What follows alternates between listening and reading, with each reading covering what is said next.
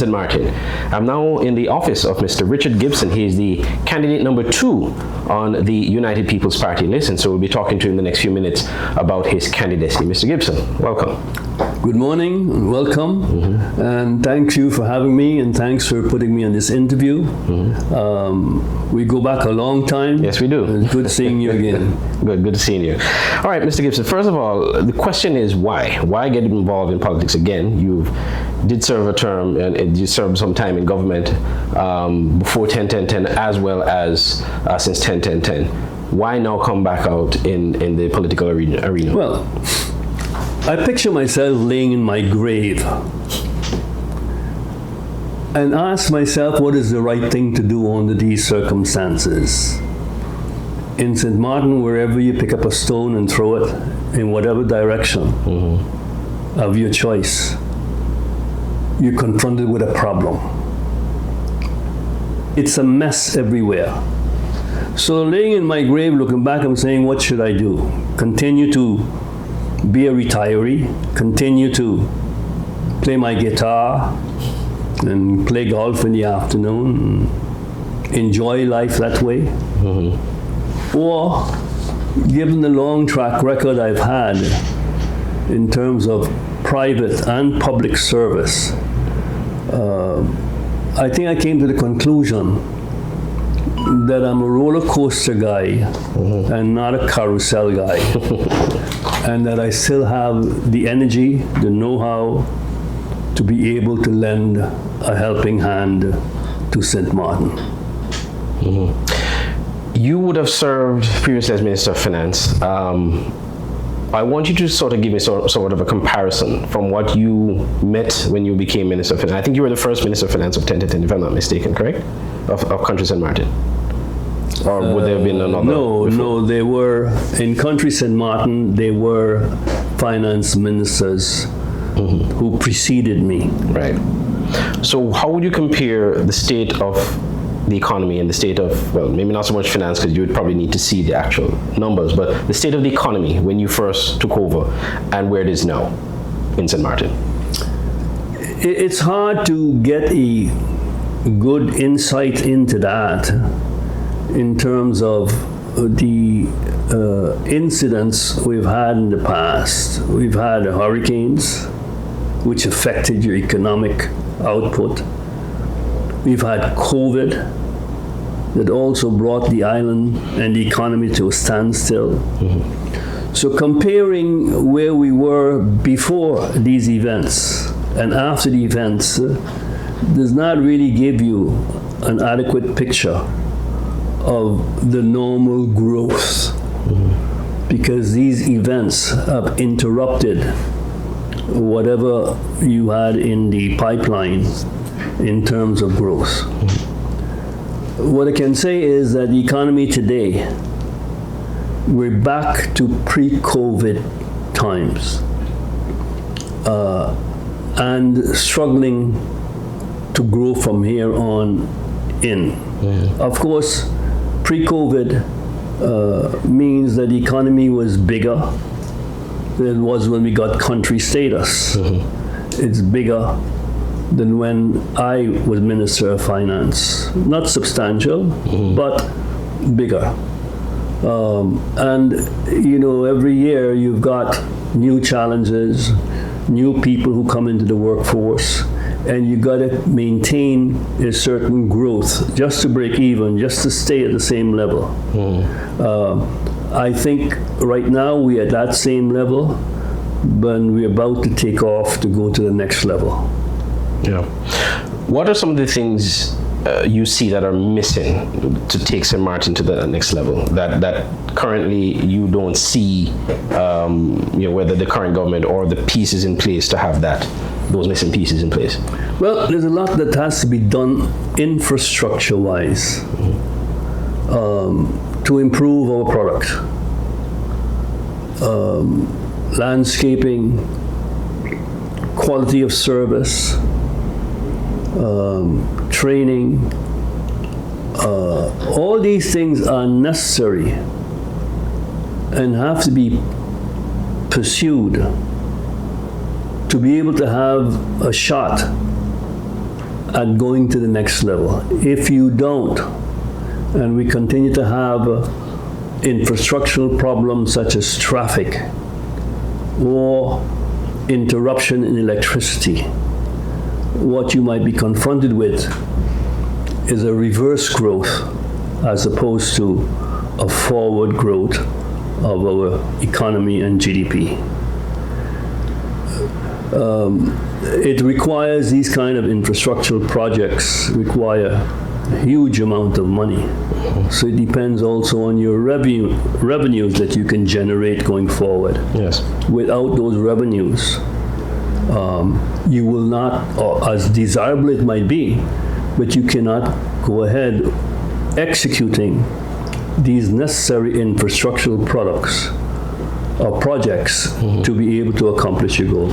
Yeah. The economy of St. Maarten, or St. Maarten in general, has always been seen as a beacon in the northeastern Caribbean, as a leader in tourism, as a hub with the airport, etc.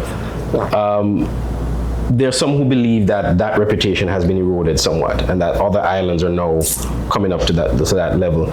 From your standpoint, where do you see that? And do you think St. Maarten can, if it has lost some luster, that it can regain that?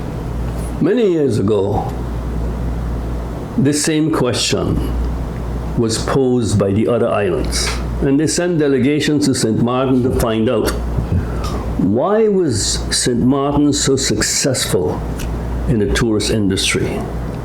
And the report came back and says, you know what you have to do?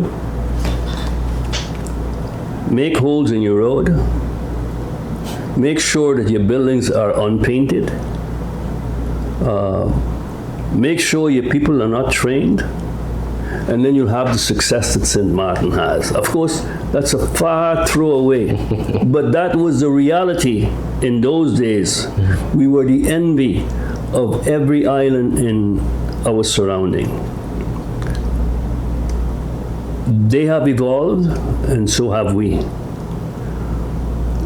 They have embarked on programs that improve their product. We have been less than prudent in paying attention, because of our success, to the fundamentals that were necessary to form a platform to be able to spring forward.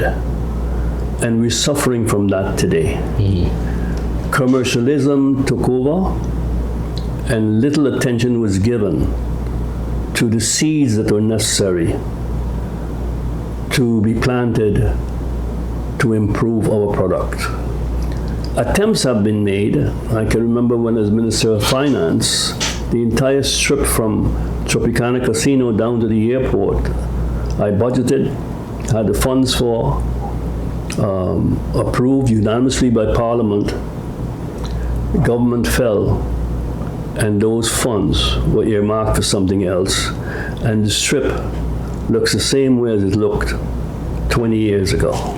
Those are the shortcomings that we have, and a lack of long-term vision, which is exchanged for short-term successes by politicians, is which has been an impediment to the growth that we should have been enjoying.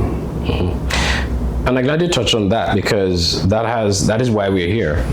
We talk about the fragility of the government and the fact that since 1010 we've had multiple governments that have fell. You were instrumental in the constitutional reform process for St. Maarten, and obviously with this situation that we're confronted with, I'm sure you've been thinking, what can Parliament do, or what can be done to improve that, to prevent this fragility to continue? Because obviously if you have an unstable government, it affects everything, and it has been affecting St. Maarten for the past 14 years. What do you think can be done to make, whether it be legislative changes or whatever it is, that to avoid or to minimize these incidents of so-called ship jumping?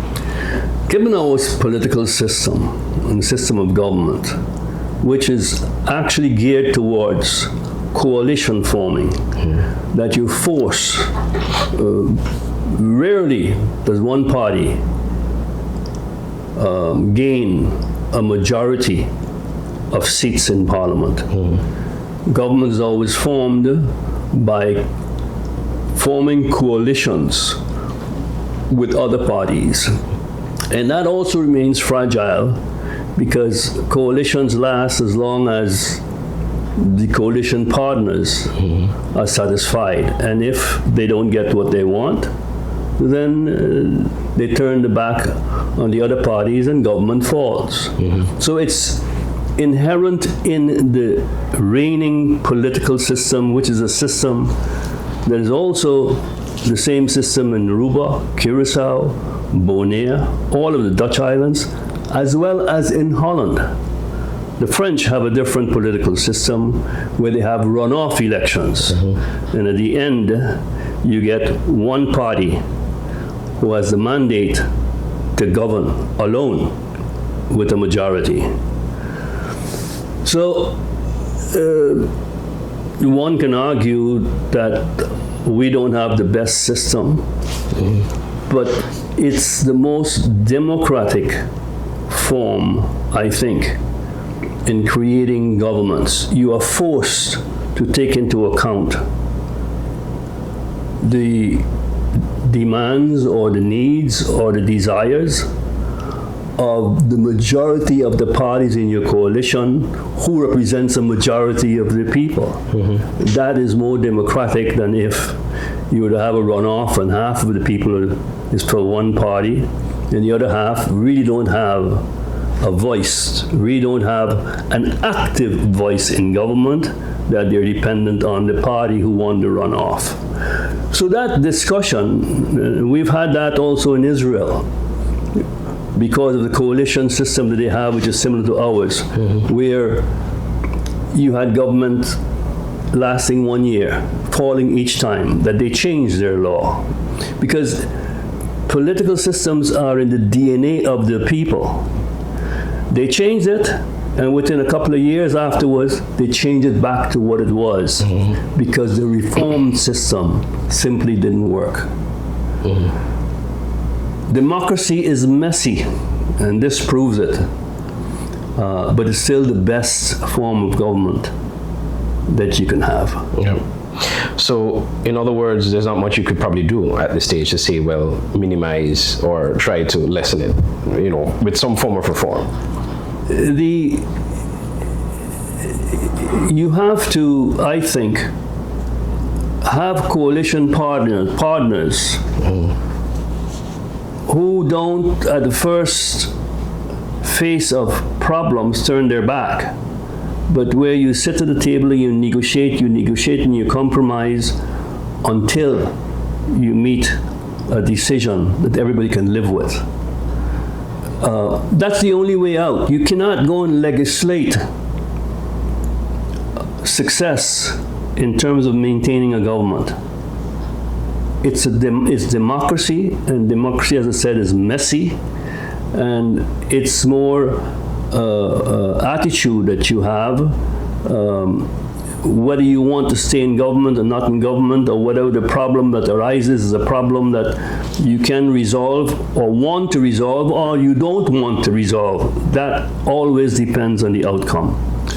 So no, we could also look at it and say, well, you know what it takes is an improved educational system where people are taught discipline, morals, taught the fundamentals in terms of civil behavior between each other and between the parties, and the importance of, once you agree to a government, that government should last until its expiry.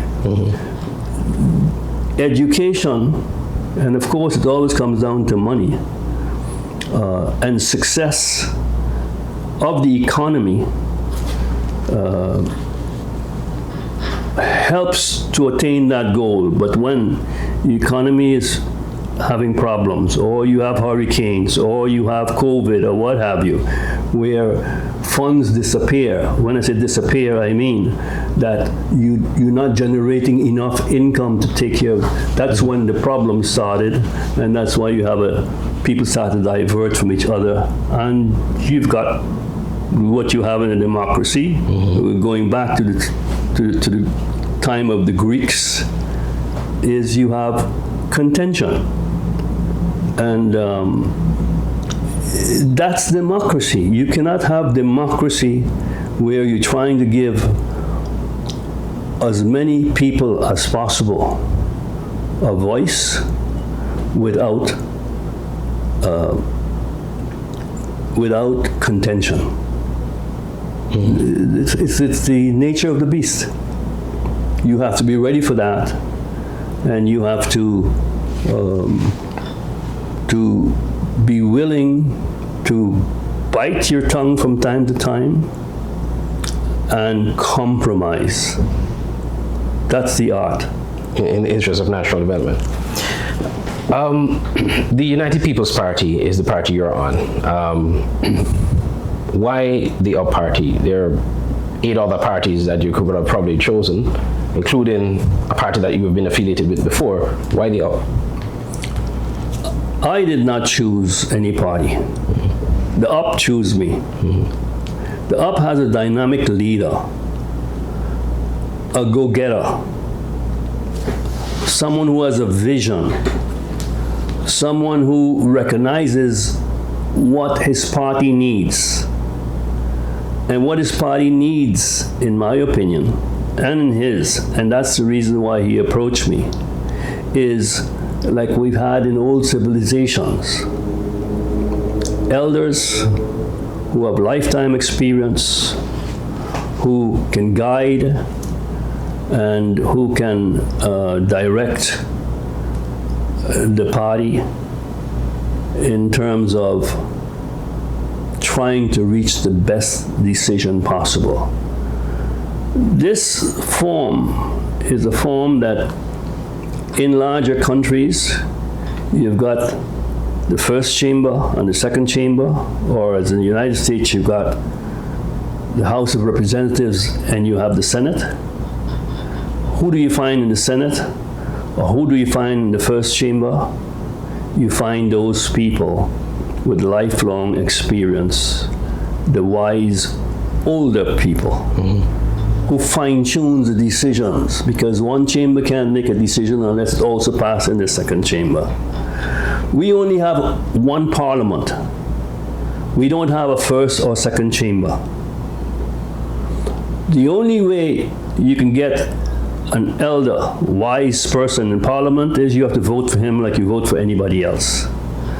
From that point of view, I think that the leader of the UP party, recognizing that he needs for his party an older, wiser man, that he decided to approach me and offer me number 2 on his list.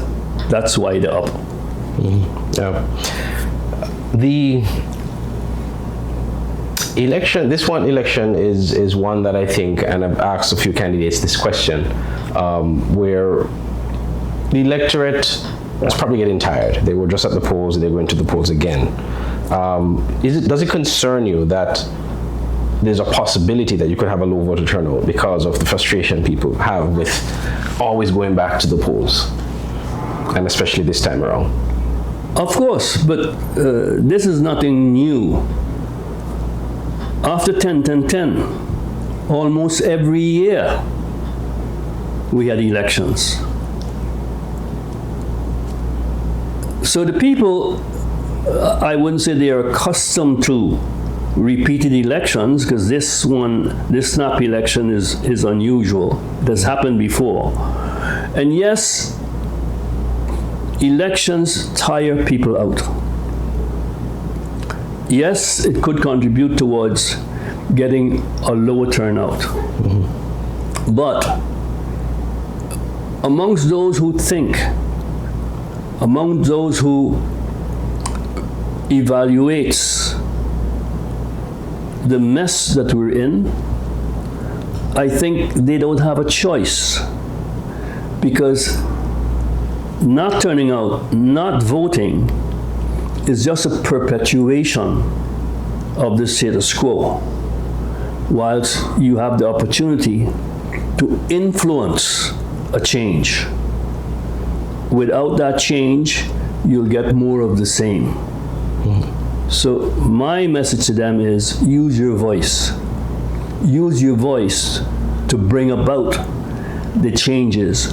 Don't do what you did before, because that would be a theory like Obama came out and said, you keep doing the same thing over and over again. Expecting the same result. Expecting a different result is the definition of insanity.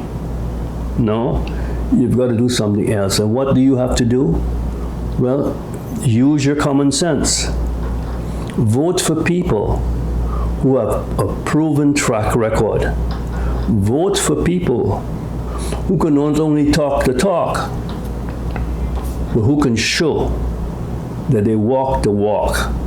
Because if they can show you a proven record of past accomplishments, you can reasonably assume that they will continue in future to also accomplish as they've done in the past. Just two more things before we wrap up. And one of which I think you've addressed publicly before. The persons who would have sort of cast aspersions on you because of the situation in Enya, when you stepped away from the board. Could you just walk us through that and probably even respond to those who may want to cast aspersions and say, well, there was something about that. Why is it that this happened when Mr. Gibson stepped away, etc.? And I did see a press release that you published, that you had issued to the Daily Herald some time ago on that. But just for those persons who may still have it in your minds as to why is Mr. Gibson running and this issue was there, could you just speak to that and just clarify that for our viewers? Because people here talk about it from time to time. Yeah. People of bad will in the political arena go out of their way to make up stories to cast aspersions on people. The real facts are that my involvement in Enya ended in 2014. I resigned in 2014. 2015, I became the Minister of Finance of St. Maarten. I was not there. But given the problems that have been published about Enya, most of which is after I left, but people who want to cast aspersions don't make those fine distinctions between these two things. They throw everybody in the same pot, and they put you in a position that you have to go and defend yourself. Well, I have nothing to defend. I acted and comported myself the way I should.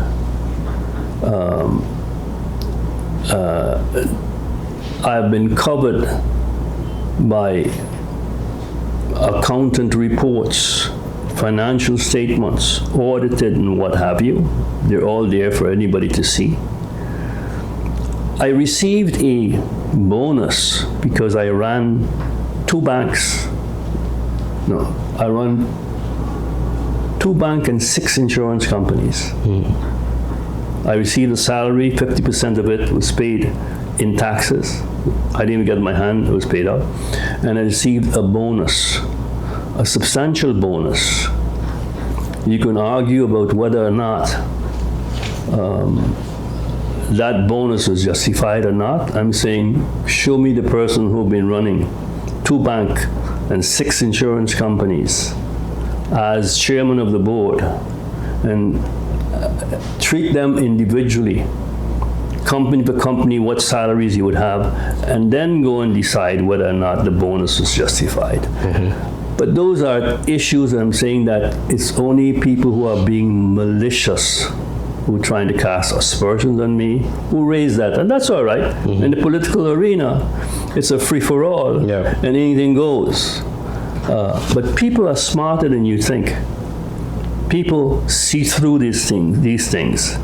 And as long as you can keep your head high and with the knowledge that there's nothing that you've done wrong, and throughout my life, I've shown in public and in private life the things that interested me and that I've accomplished, and that should be the story that's being told, or should be told, and nothing else. So your character will speak for itself. That's right. Yep. To close off, I'd like you to, as I've always asked each candidate to do, to look at the camera and just to tell the voters why they should vote for you and the UP. Simply, in old civilizations, the chief didn't make decisions by himself. He always went to the council of elders to ask their advice, their direction, because of their life experience. This is what is the missing link on St. Maarten. You need someone who has experience, because experience is everything, to help form the decisions, to help form the conclusions, to help guide the decision-making process. And if you don't have such a person, you end up with what we have today. So on August 19th, vote for experience, vote for change, vote for Richard Gibson, #2 on the UP list. All right. And on that note, Mr. Gibson, I want to thank you again for taking this time out to speak to us. Very insightful interview, and wish you all the best when the election comes. Thank you very much, and thanks for coming. All right. And thank you, the viewers, for watching Inside Politics. Join us again for another edition right here on TVC Channel 4.